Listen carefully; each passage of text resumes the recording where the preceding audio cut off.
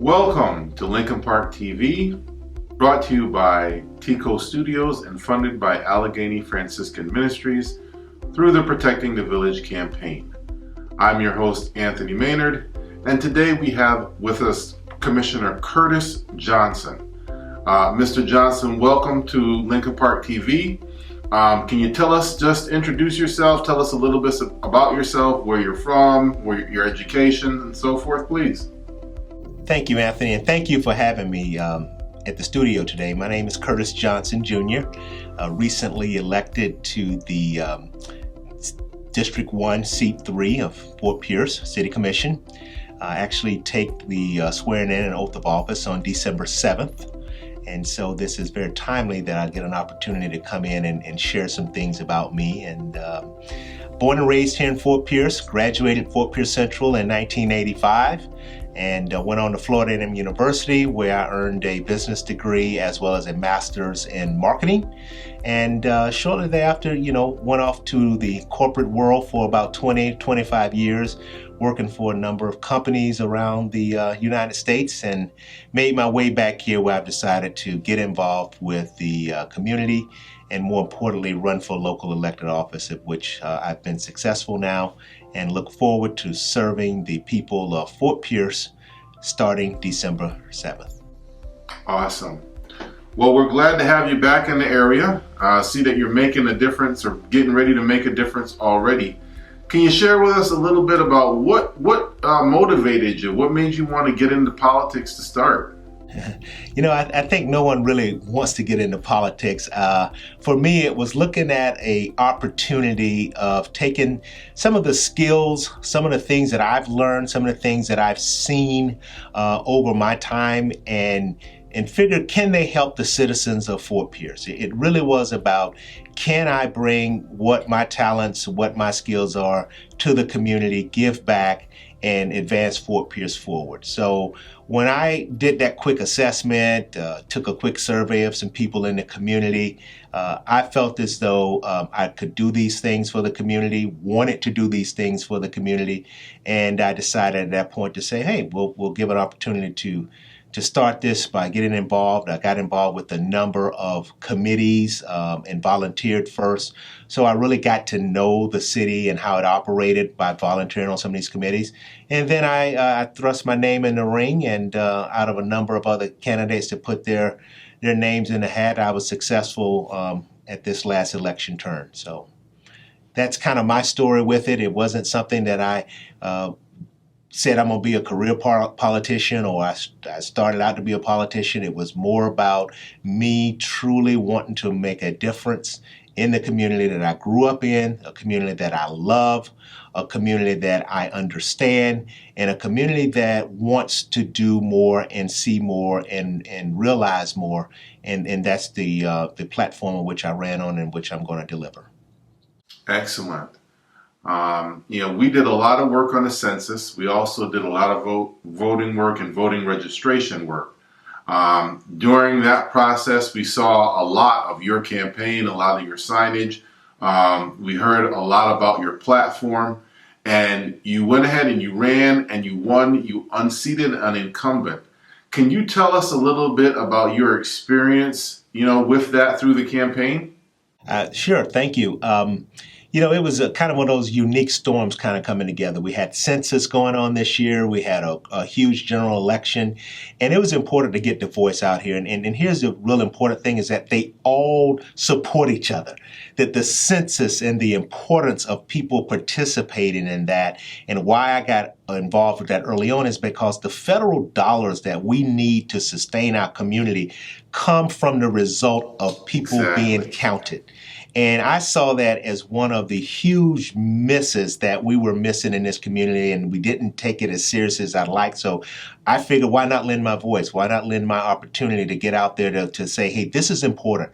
We must be counted. And once we're counted, we now petition for those dollars to come here to build roads, to build hospitals, to build schools, much of the things we needed. So that was the first foray into this. And then, as you said, the campaign just naturally went right along that path. And it was, once I began to get out and connect with people and talk with people, there was a void. People wanted things. They didn't understand things. They wanted engagement. They wanted people to talk to them, inform them.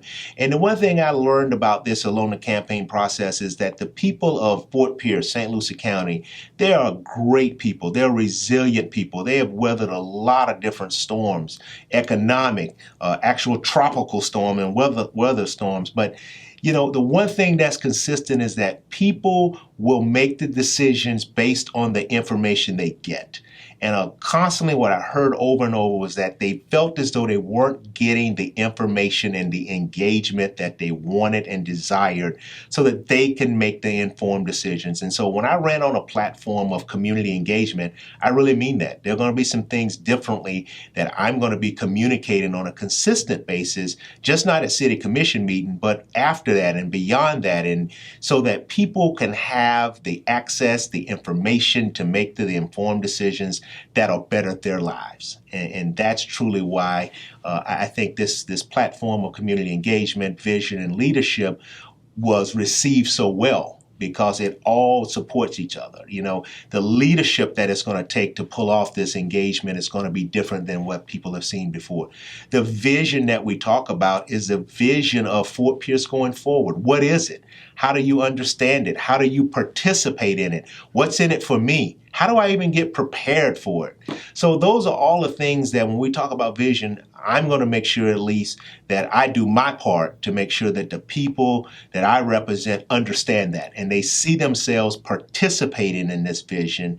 And if we start now getting ready, because Fort Pierce is going to be, it's already started. The movement, the process, the growth is started as we speak. And you don't see a lot going on, but there's a lot going on behind the scenes, and we need to make sure we're prepared for that. Wow. You know, those are the exact things that we appreciated and applauded about your campaign. I mean, you touched on a number of things. I think that is in part, or those reasons are in part, why Allegheny funded the Protecting the Village initiative and brought T-Coast in, just as you're talking about in terms of access and information. You know, a community awareness campaign and getting that information out there. And we've seen some great results from the work that we've put into that. Now, that being said, you touched on one of the things. We did a lot of work in terms of the EDC, the Economic Development Council, and grant opportunities they had for small businesses, nonprofits, and even home-based businesses within the county, which includes the Lincoln Park area. And now on your platform, you talked a lot about jobs, and that's something that I wanted to home in on, because your perspective is one that I think people need to hear in terms of what you spoke about wasn't jobs as we know them in the past. It was talking about new jobs, different types of jobs and opportunities that are coming in that you will help to usher in, and being prepared for that. Can you share a little bit about that? Absolutely, Anthony, and that's exactly it. So it's that vision of understanding what the jobs are of the future. Gone are going to be the days where you have a big company come in and hire a lot of people, right? So we have these big warehouses, but a lot of it's automated, right? They have machines, robots running these things, but there still needs to be a human presence there.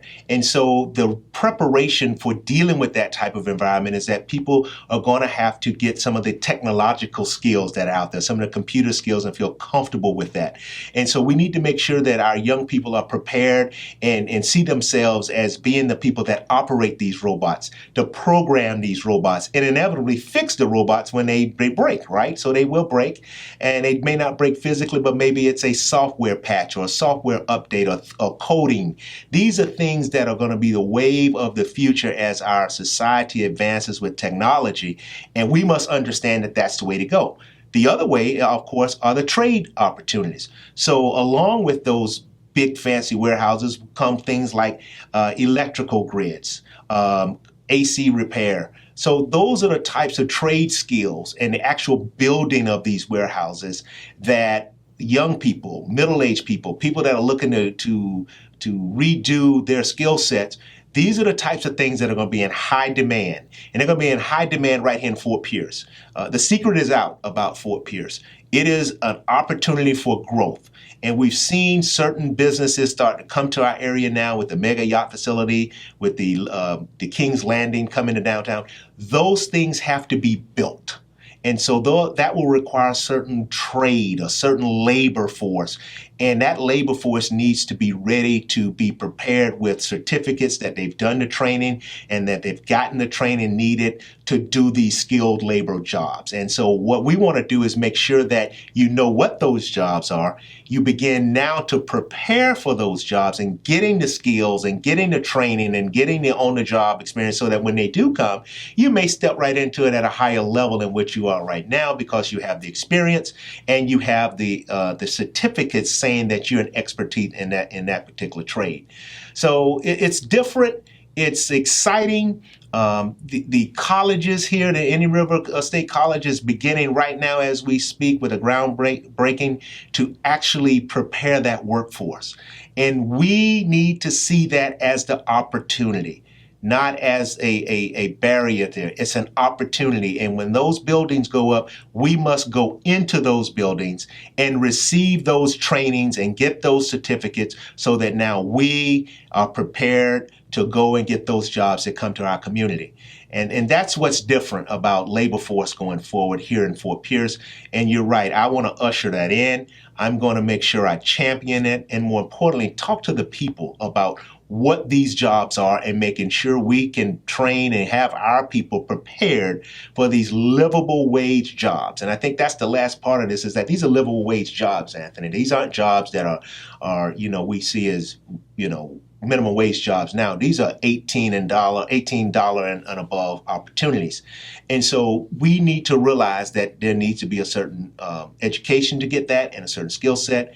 And we want to make sure we do everything to support people that want to do that work and get prepared for it. Well, that's fantastic. Again, that sort of thing is something that we applaud and support. I think, just in what you described, that can have a tremendous positive impact, on the area, the economics of the area, and so forth moving forward. So as you're embarking on this journey now, as District 1 City Commissioner, we will definitely, I'm sure, here at T-Coast and everyone in Fort Pierce is looking forward to seeing what you're going to bring and helping you and supporting your initiatives. Why don't you close out by just telling us, in the future, in addition to the things that you've already stated, what can we expect from City Commissioner Curtis Johnson?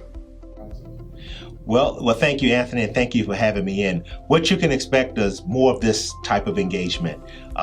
This, as well as community forums where you will be able to engage.